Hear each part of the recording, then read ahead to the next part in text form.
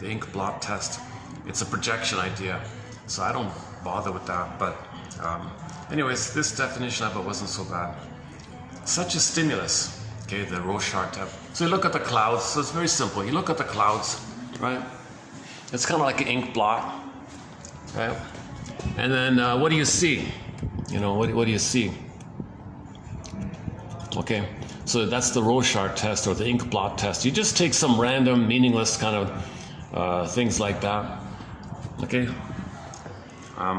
So such a stimulus, like the clouds, a stimulus, like a clouds, or the Rorschach ink blot test, is kind of meaningless in of itself. There's no meaning. It's just a random clouds swirling around.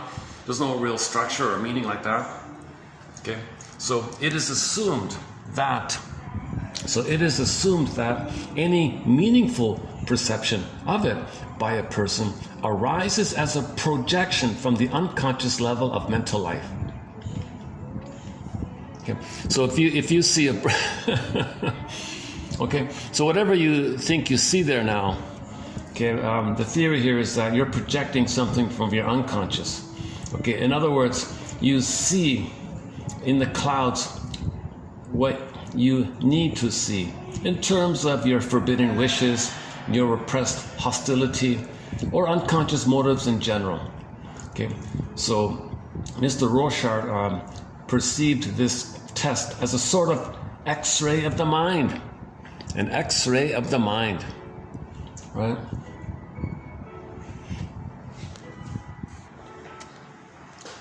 So if you look in the clouds and you see a bountiful breast, well, that's what you needed, right? If you look in the clouds and you see an angry character, well, maybe you're angry or your mother was angry. You see what's in your unconscious. So it's an interesting idea like that.